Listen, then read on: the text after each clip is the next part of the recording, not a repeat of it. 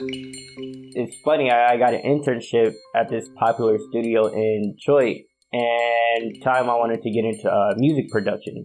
When I started, working with a few artists there, I booked some shows for them, and I would set up music videos for them, and, all this other stuff. And I'm like, oh, this is more so my speed. I like this, it's behind the scenes. I like the pace of it and, all this other stuff. And the more I got deeper into it, I'm like, it's tough being an artist.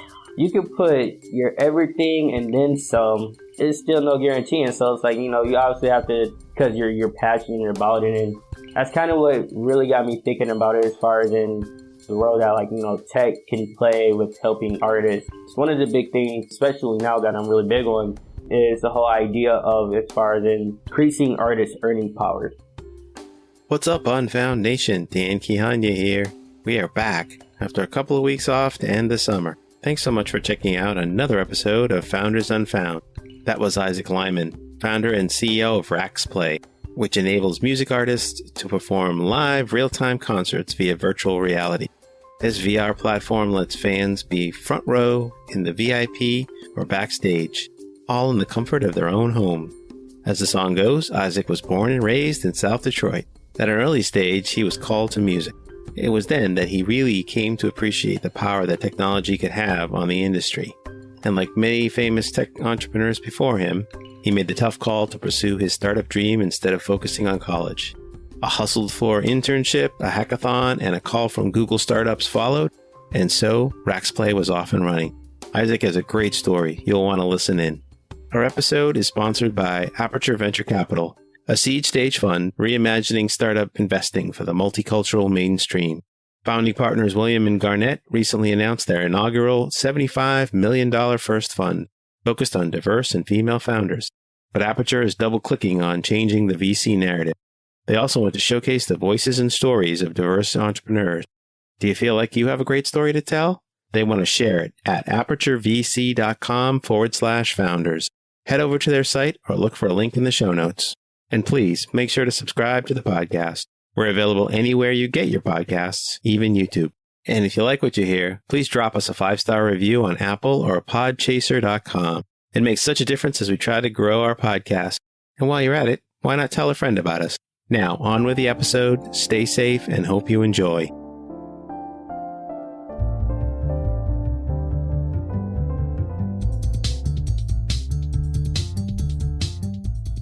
Hello, and welcome to Founders Unfound, spotlighting the best startups you don't know yet. We bring you stories of exceptional founders from underrepresented and underestimated backgrounds. This is the latest episode in our continuing series on founders of African descent. I'm your host, Dan Kihanya. Let's get on it.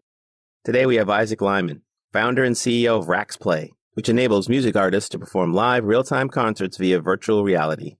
The platform lets fans be front row, VIP, backstage, all in the comfort of their own homes. Welcome to the show, Isaac. We're super excited to have you on. Thanks for making the time. Oh yeah, thanks, Dan. I'm super excited. Awesome. So I gave it a shot, but just in case the listeners didn't quite get it, why don't you tell the listeners, what is RaxPlay exactly? Yeah, so RaxPlay is an immersive music company. We enable music artists to perform live real-time concerts in VR. The pretty cool thing about it is, you're in a virtual environment and, as a fan, you have an avatar. You can be front row, backstage, VIP, whether you're at home or you're with friends or whatever. But it's pretty cool because, what we're building is a world within itself. It's so amazing to think about what the future is going to be for things like this. So we'll dig more into what RaxPlay is in a little bit, but let's hear first a little bit about you. Where'd you grow up? Where are you from? Yeah, absolutely. So I am from Detroit, Michigan. I grew up about 20 minutes south of Detroit. So born and raised there. I recently moved out to LA about 6 months ago. It's funny, with COVID and everything going on, the day that I landed was the day that they issued lockdown orders. You're in a new city, new place, and nothing is open. So, you spend a lot of time walking around the block and oh, that's a CVS. That's cool. So there wasn't a lot of exploring in the first 2 months. But yeah, born and raised in Detroit. And, with the recent growth and traction with RaxPlay, it made sense moving out here, being that we are a we are a tech company, though. We're a, music tech company. So it made a lot of sense to be out here, being that a lot of our partners, customers, and investors were all out here. So let me ask you, did you grow up downriver? So I actually grew up in Belleville, Michigan, which is not too far from Ann Arbor. And if you're a Michigan fan or you a Ville fan, then you're familiar with Ann Arbor. But I grew up not too far from Ann Arbor. It was a small lake town. Like whatever you imagine, your small Midwest town to be, that was pretty much Belleville. So it was pretty cool though. I enjoyed my time there. I actually lived in Michigan for several years. I worked for Ford. And so I lived in Ann Arbor and went to work in Dearborn. So I'd go by Belleville every day. Well, that's great. So tell us a little bit more, though. Do you have brothers and sisters? So I am actually the second child. I have an older sister. Alexis. She's 3 years older than I am. A younger brother who's like 15 months. We're 15 months apart. And then I have a baby sister who's 10 years old. There's 4 of us. We're all pretty close. It's funny. The other day, my older sister just got engaged, and it was, this whole big ordeal because, we come from a really big family. Like on my mother's side, my mother is the 9th child. So it's a whole army of aunties. And so you can only imagine what like the last 2 days has been since they all found out that she got engaged. And I was talking to her fiance. I'm like, man, I hope you're ready because this whole wedding, man, like. I'm sure they were all like, this is not a drill. This is not a drill. Let's go into wedding mode. That's funny. So growing up, did you have any, we always like to explore. Did you feel like entrepreneurship was something, even if you didn't know what that word was? Did entrepreneurship appeal to you? Or what did you think that you wanted to do as you were growing up? So that's a really good question. So I like to say I have a non-traditional background, working in tech. But it's funny, for me, like going the whole like entrepreneurial route was a no-brainer. My father actually ran a cleaning business, at night, go out and, clean restaurants and all that stuff. And, that was how he was able to put food on the tables. And he instilled in my brother and I like, hey, like if you want something, you're going to have to work for it. So whether that was like a new pair of shoes or, whatever it may be is, you have to work for it. So I remember vividly over the summer, my brother and I will always go to work with our dad and traveling across around the state. Once winter hit, my brother and I, we really enjoy the winter time because it means snow and snow means snow days and snow days mean money because we'll go out and we'll shovel snow. and it is funny. That's kind of like where I guess you could say like where my entrepreneurial drive came from, which is super cool. And like at the time, I was like, man, I don't want to do this. When it's like it's 2 a.m. and you're like scrubbing floors and squeegeeing and mopping and all that other fun stuff. But it instilled in me what I needed to do. It instilled in me what was necessary for me to do what I'm doing right now. As I got older, started looking at different things that I wanted to do, and for me, it was a no-brainer because I always loved music and I always loved business. So music business, I'm going to get into the music business. And so tell us a little bit about that. Tell us like how did music become a passion for you? The young 13, 14-year-old, music's my life, super passionate. That was me. And it was funny. Growing up, I was on the wrestling team, believe it or not. So I was on the wrestling team and, that was pretty much what I did, day in and day out. And we had a keyboard. I started messing around with it. I'm like, oh, this is cool. Then I got a guitar. I started playing around with it. A couple of my friends that had a bass or a drum set, they'd come over and we'd just kick it. And I'm like, I want to go into music. And fast forward, 4 or 5 years later, I'm in school. I'm an adult now. It's funny. I got an internship at this popular studio in Detroit. And time I wanted to get into music production. And when I started working with a few artists there, I booked some shows for them and I would set up music videos for them and, all this other stuff. And I'm like, oh, this is more so my speed. I like this, it's behind the scenes. I like the pace of it and, all this other stuff. And the more I got deeper into it, I'm like, it's tough being an artist. Yeah. Just watching it. I mean, you can put your everything and then some. It's still no guarantee. And so it's like, you obviously have to because you're passionate about it. And that's kind of what really got me thinking about it as far as in the role that tech can play with helping artists. It's one of the big things, especially now that I'm really big on, is the whole idea of as far as increasing artists' earning power. Nowadays, there's a lot of focus on, as an artist, you can make money here, you can make money here, you can make money there, you can also make money, over there, and which is cool and all, but what's going on with the actual earning power? When it comes down to the revenue per stream, we can break into that, or as far as branding dollars or merchandising dollars, and all these other opportunities for artists to monetize. But I think there should be a better focus on actual earning power, and increasing that earning power is one of the big things that I'm keen on. And I think one of the best ways to do so, which led to the founding of Rax Play, is through new technology and new experiences and, things of that nature. And so makes a lot of sense. And I'm sure that exposure to the industry helped, kind of reveal like, hey, there's some opportunities to do some new things there. I'm curious though, like, how did you get this internship? I think a lot of people are always curious sort of how, it sounds like it was a very big event, ultimately in your sort of career trajectory and the origins of Rax Play. But like, did you apply for it? Were you selected for it? Like, how did it come about that you ended up at this, high cachet studio?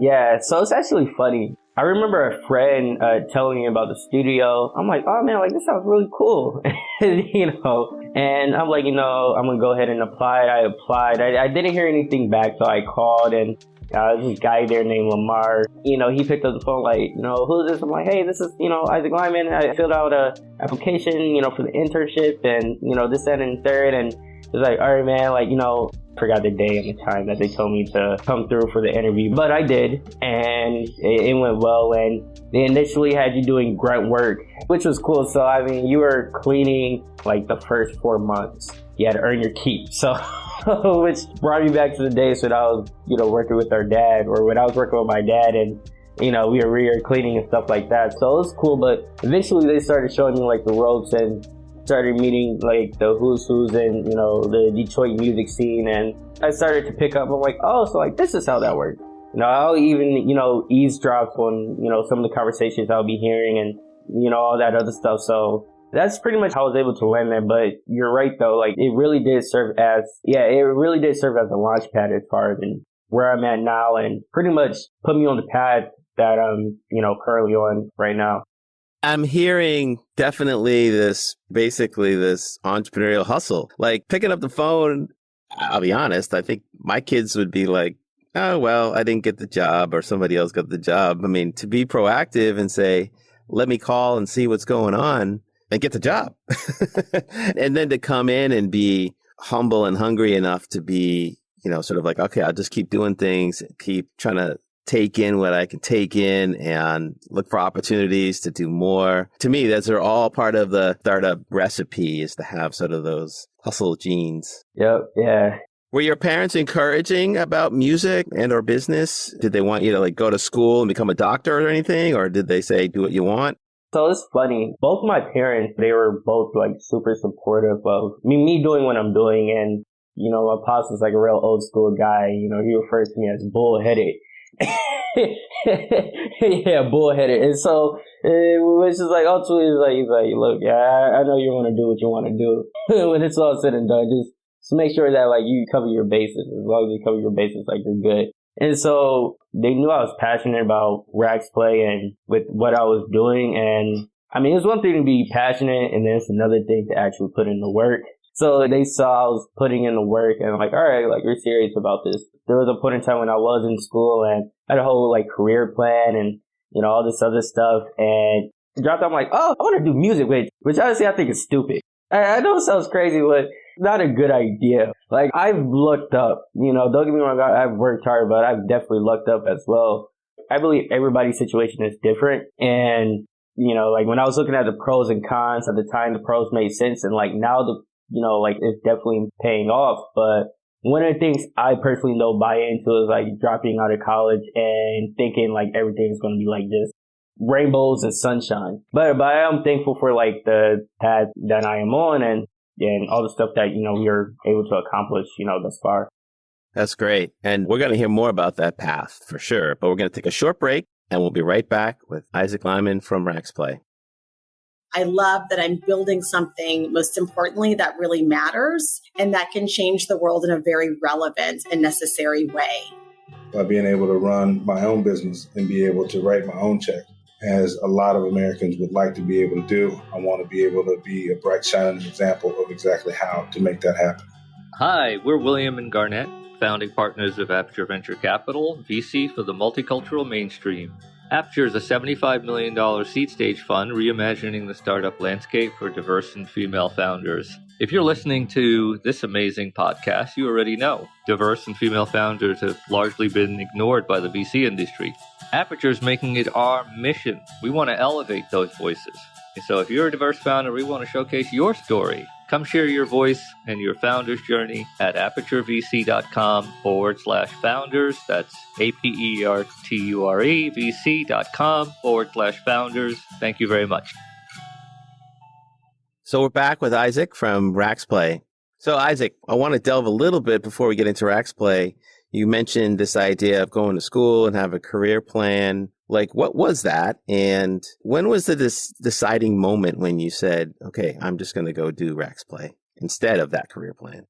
So I was going to school and getting a degree in finance. I wanted to get into it as far as in, like, the whole, like, banking world at the time. I feel like it's weird because, a lot of people are like, oh, I have a passion for finance, this, that, and third. I'm like, no, I want to make a lot of money, which is funny because, I was 19 at the time. I'm 23 now. I'll be 24 this year. But I was thinking, I'm like, I don't feel comfortable with living with a what if hanging over my head. And my rationale at the time, I'm like, hey, the amount of time it's going to take me to, like, build RaxPlay, it's like the same amount of time going to school, working your way up, working your way up at a job. For me, I'm like, it is going to take, like, the same amount of time. So if I'm going to put in the work as something that I really do love and enjoy, which was music business, which really got me deep into music tech. Yeah, I'm a keen believer in doing what you're passionate about, even though, like, it's super cliche. I'm a very purpose-oriented person, and, I feel this was more in line with, like, my overall purpose. But that's pretty much how it happened. And, again, my whole rationale was like, well, it's going to probably take the same amount of time. So tell us, when was the moment when you said, okay, I'm going to make this a business and I'm going to go for it? So it's funny. I spent a lot of time tinkering around. Summer 2018 all the way to summer 2019. Summer 2019 is when RaxPlay was actually founded. Or I got into an accelerator specifically for college-age students at the time. And the accelerator focused on the whole lean startup model. So the accelerator was specifically for the customer discovery process, interviewing potential customers or your ideal customer and finding out, are you even solving a real problem before you establish your value proposition? And when I got into that accelerator, that's actually when I met my co-founder, Carlos Shields Davis.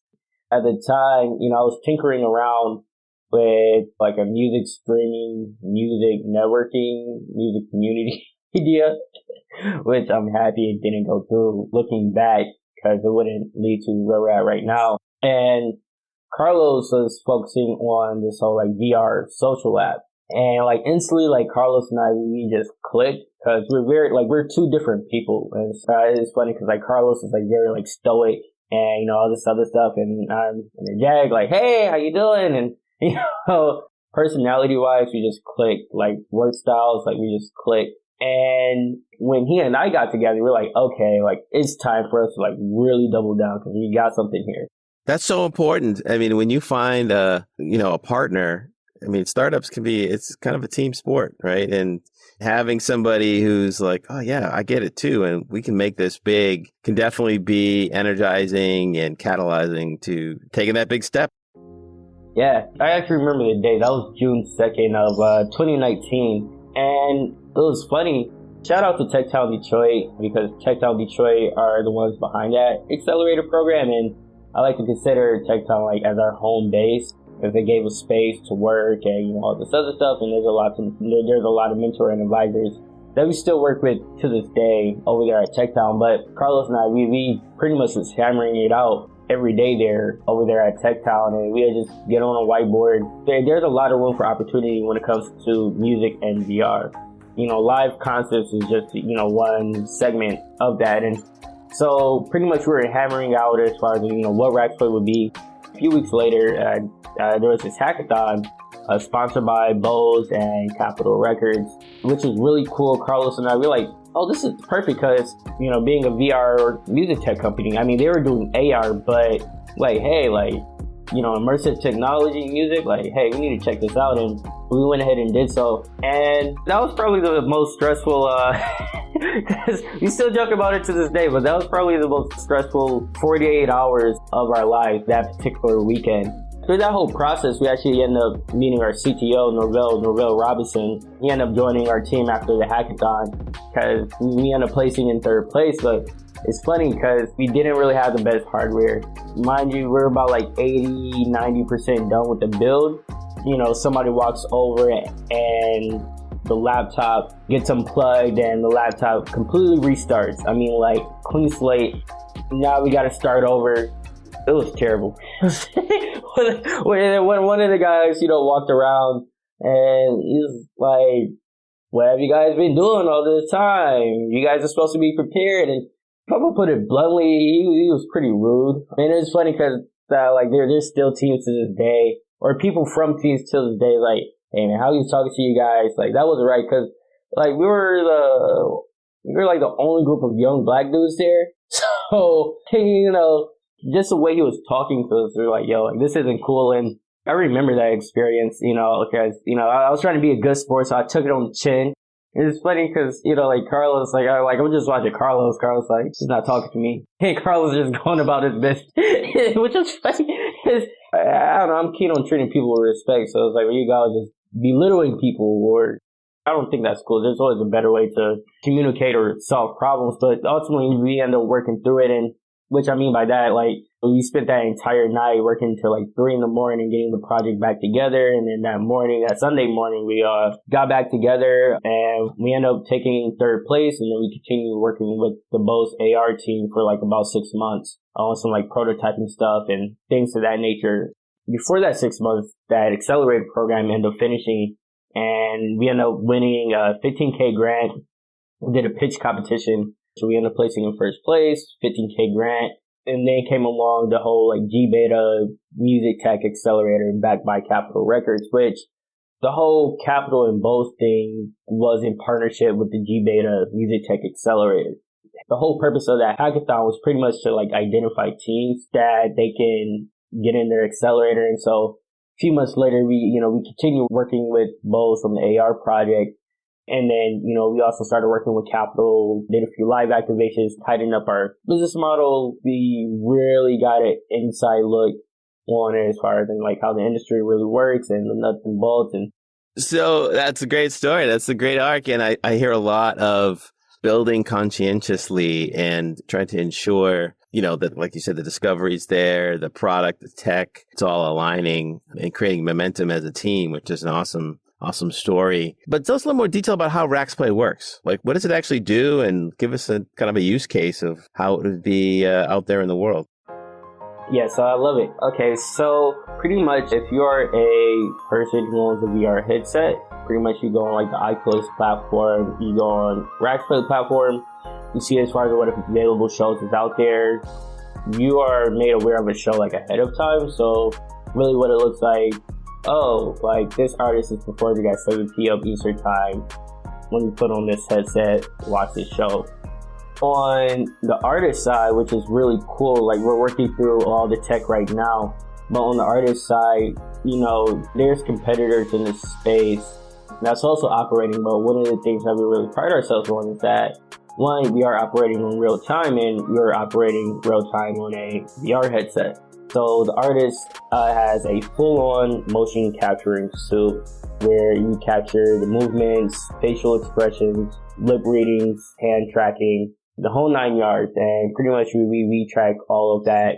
And so all that information goes to the artist's avatar, or the mocap system is right to the artist's avatar. And as the artist is singing and dancing, the fans pretty much are just watching that happen in real time. And so one of the things that I personally think is like really cool about this is the whole idea that when you're in the environment, you know, you can be 2,500 miles away from, you know, one of your best friends. And here you guys are in your avatars right next to each other. You can take a photo in VR and then like post it online like, hey, I'm at so-and-so concert. And I think that idea is like just crazy. We live in a world already where, you know, we exist on the internet, but I think that just kind of takes it to a new level.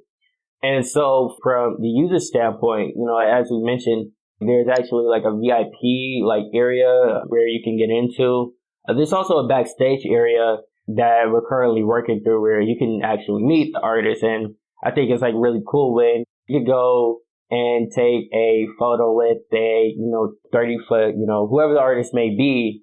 And it's like, hey, like, this is me and so-and-so. Like, see, like, check it out. You know, I think that whole idea is cool. One of the big things that we're really doubling down on, you know, the idea of, you know, virtual goods and, you know, the value that virtual goods pretty much like, you know, there can be value for virtual goods in the virtual world, but really we want people to realize these values of virtual goods in the real world. And that's one of the things that we're really working through. So that's pretty much how Raxplay works, where you put on the headset, you watch the show live, you can meet up with friends. There's little activities you can do before the show. There's activities you can do after the show. We're working on archiving all our shows. So after the fact, you can always go back to this particular concert, and there's some things that we're looking to do on that particular front. That's pretty much the Raxplay concert experience. You put on the headset and, you know, you watch your favorite artist perform live. And the business model is basically parallels the in-person experience, right? With tickets and merchandise and experiences that are for sale, so to speak. And, you know, long term, we pretty much see, you know, virtual concerts, you know, being our bookstore, you know, where, you know, Amazon, they started out with books and then eventually they moved on to as far as in areas that kind of complemented what they're already doing. And long term, we're looking to do something similar. The world is opening back up. We hear it all the time.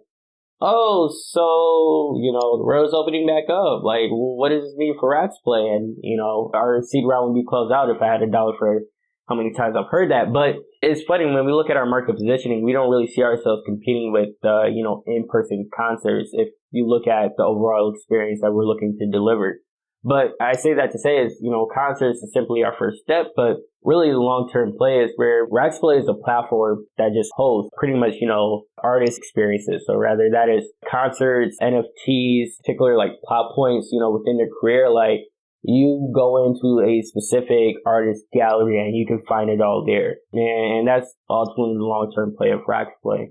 Makes sense. And it's a great vision. And I think you're right? I think sometimes people just have this knee jerk before COVID or when COVID was happening, like all these things are going to disappear. So if you have a company in travel or events, you're dead, right? And then post COVID, people are saying, well, if you were in the virtual and digital world, yeah, that's all going to go away. And neither is true, right? I mean, we're living in a hybrid world. No, exactly. Yeah. Yeah, there's going to be opportunities for all that. So that's great. Well, we're going to take another short break and we'll be right back with Isaac Lyman from Raxplay. I love that I'm building something, most importantly, that really matters and that can change the world in a very relevant and necessary way. By being able to run my own business and be able to write my own check, as a lot of Americans would like to be able to do, I want to be able to be a bright, shining example of exactly how to make that happen. Hi, we're William and Garnett, founding partners of Aperture Venture Capital, VC for the multicultural mainstream. Aperture is a $75 million seed stage fund reimagining the startup landscape for diverse and female founders. If you're listening to this amazing podcast, you already know diverse and female founders have largely been ignored by the VC industry. Aperture is making it our mission. We want to elevate those voices. So if you're a diverse founder, we want to showcase your story. Come share your voice and your founder's journey at aperturevc.com/founders. That's aperturevc.com/founders. Thank you very much. Okay, so we're back with Isaac Lyman from Raxplay. So Isaac, tell me What's the big hurdle for a business like this? Is it getting the artists? Is it getting the fans? Is it the technology? What has been sort of the biggest challenge, if you can say that one is bigger than others? But what's been some of the biggest challenges for this so far? Yes, I think what's the biggest challenge here is, I think as far as all the hurdles, all the little hurdles are interlinked with each other. So you can't really have one without the other. And so navigating that is a challenge in itself. And I think that's the biggest challenge. So far, we're doing pretty good in regards to like navigating that. Like, to give you, an example, VR hit like mainstream roughly around 2015. And there's a lot of VCs that got burned initially when, VR companies first got into the scene. Right. And so, we fast forward to now, 5, 6, years later, the market looks a lot different than what it did back then. So I think that within itself is a challenge. It can be a challenge at times, but I'm more so along the philosophy of like, if you're not a believer, I'm not really in the business of converting you. Either you're a believer or you're not. So I'll leave you where you're at, and in time you'll come around. But I'm gonna go where the believers are. And so that within itself is not a major challenge. But getting artists is not really as hard as people may think. It's a pretty interesting process. I will say that. I think the biggest challenge is, as far as in all of these particular hurdles are all interlinked to each other. So navigating it can be hurdles.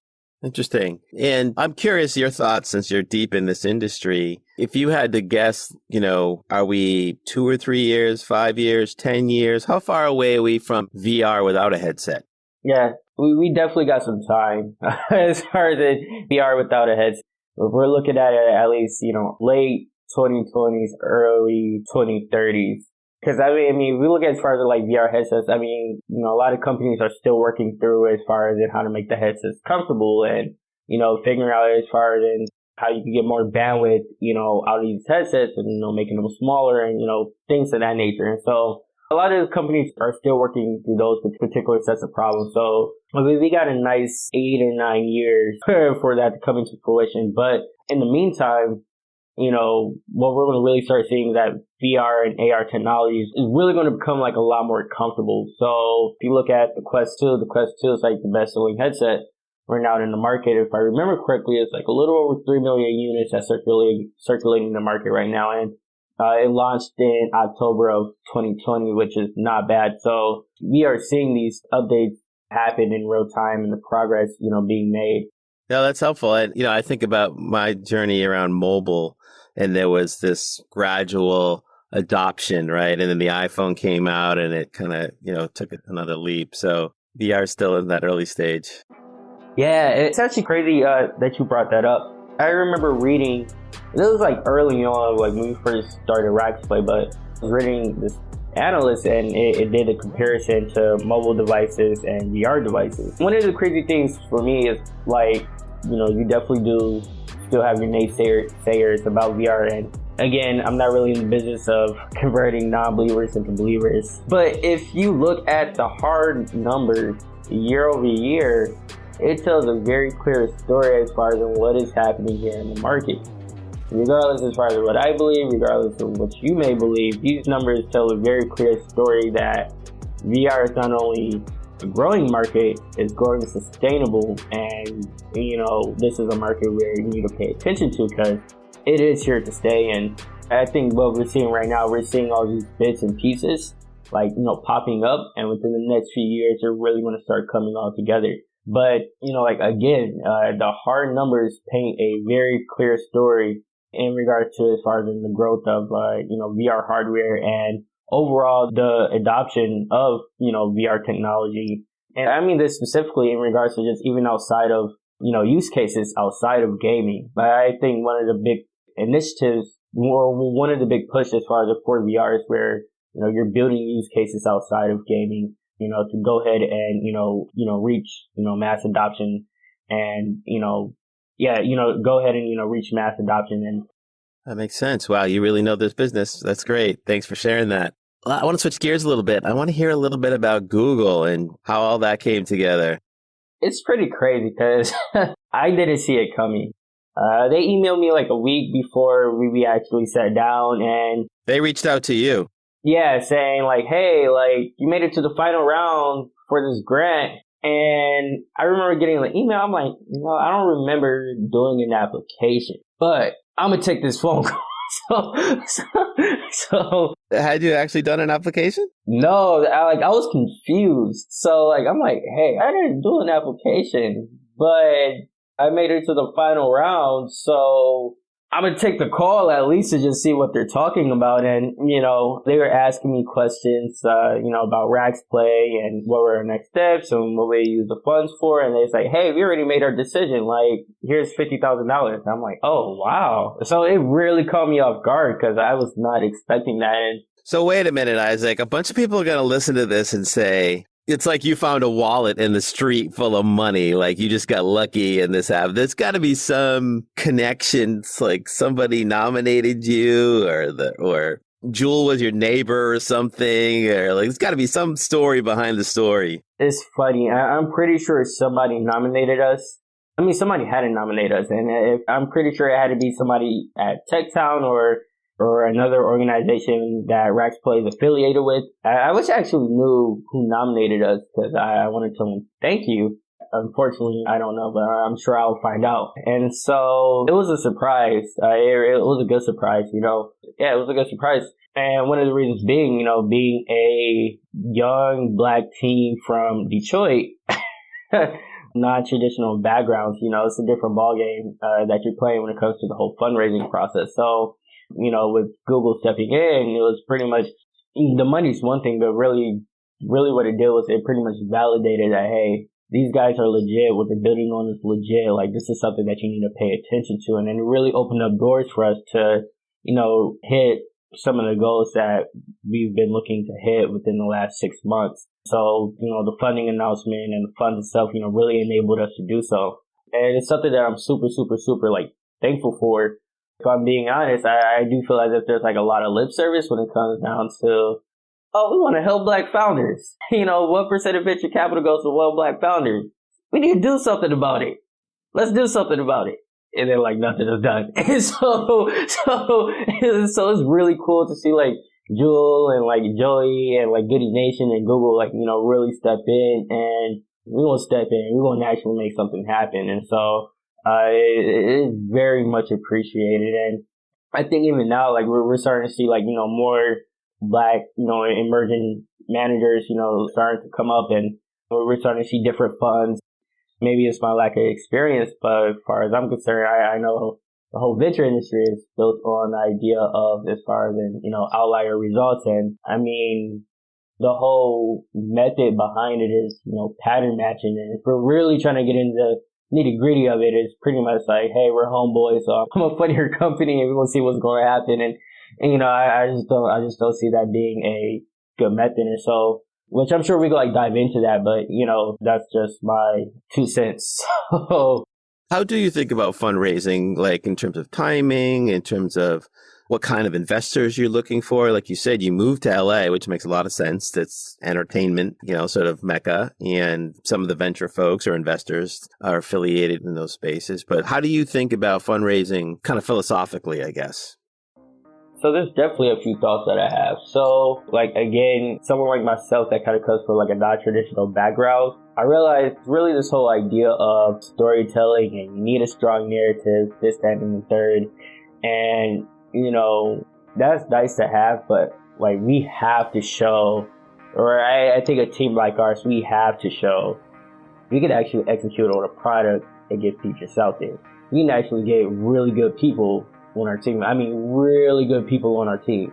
Hey, we can get, LOIs from, this company, that company. And, we really have to double down on that. And so, which is cool enough because I mean, at the end of the day, it is about, can this company generate an outsized return for my fund? I mean, that is the ball game at the end of the day. But to be honest, I really do feel as if it's a lot of, or the whole idea of it's a dark art.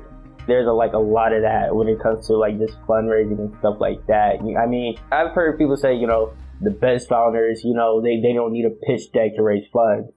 I sit on that statement and I'm like, it must be nice. So, and here's the thing, I'm not one to complain. I've always been one hey, I'm always going to get in on my own and I'm going to do what I have to do to get from point A to point B. So like, I'm not really complaining. I mean, you get it how you live. But on the flip side, I would be lying if there wasn't this sentiment where I'm like, I believe like the same metrics should be applied all around, you know? If I'll give you like a brutally honest example, you know, I remember like in 2019, we were looking to raise and we spent a lot of time trying to raise for funds.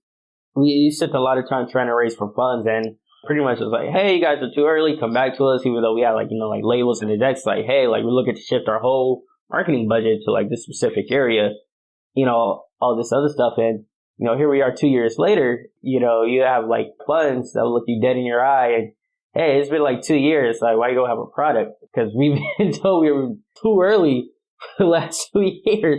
And then you come back and look you in your eye and tell you're too early. It's like, I don't sit too well with me. But that's another conversation for another moment in time. But I don't know. I do believe there's a lot of good in the venture industry. I do believe there's a lot of good people working in the venture industry. And I believe there's a lot of good change happening in the venture industry, which we're all seeing right now in real time. The whole idea of signaling, I think that's just crap. Either, you're building a really good company and there's a really good team behind it. All that other stuff is keeping it real. I like it. So one of the questions we like to ask is, sort of the go back in time. And let's say the version of Isaac that was kind of maybe before your internship. So just before you're like trying to enter into this world and eventually become an entrepreneur. If this Isaac could go back and talk to that Isaac, what advice would you give him? What to look out for, what to do, what not to do? I think first and foremost, just like, hey man, like stay the course. Just like whatever you do, stay the course. Like hold the line. But funny, before I met Carlos, I actually did try like the whole music tech idea with another team, and I actually learned a lot. In full transparency, just through that whole experience. Hey, like when you build a team, these are the things that you want to look for. You want to build a team with people that, that complement your skill set. I've always been like keen on the whole like ideas as far as where you double down on, something and, and you bring other specialists. Or I think it's relevant to like an early team because I know like there's people that's like, oh, everybody should be like a generalist, but to each his own. I really drive in that whole point. Keep your head low and just keep doing what you're doing. Like I'm pretty keen on that, like just staying under the radar, which is funny because like now this day and you're like, it's funny because everybody's like, oh, like the best founders build an audience on Twitter and, Yeah, the social media, right? Yeah, there's a pressure to have, like you said, like to kind of like do your day-to-day out loud on Twitter and Instagram. Yeah, I'm like, if you know me in real life, then you know there's things going on. So it's like, that's always been my philosophy. But I'll tell myself, yeah, like just stick to that and just stay the course and stay humble, stay hungry, stay focused. I definitely bumped my head a few times. So I definitely like, hey, when you get on, this corner right here, slow down, check and approach it like this, So hopefully he'll listen. I think he would. I don't know. Yeah, it's hard to say, isn't it? Although if you came and talked to me, I would be listening because you've done some things. So tell us, like, how on Foundation, our audience, how can we give us a call to action? How can we be helpful to you or to Raxplay? So we are within the next 90 days. Our first VR concert will be going live, which is pretty exciting. A lot of hard work to get here. We've done like a lot of the building already. Now it's just more so artist side and other stuff. So be on the lookout for that. You can follow myself on Twitter at Isaac Lyman. It's just Isaac Lyman. Pretty straightforward. That's ISAACLYMON. And most importantly, follow Raxplay on Twitter as well for any and all updates. And that is RaxplayXR.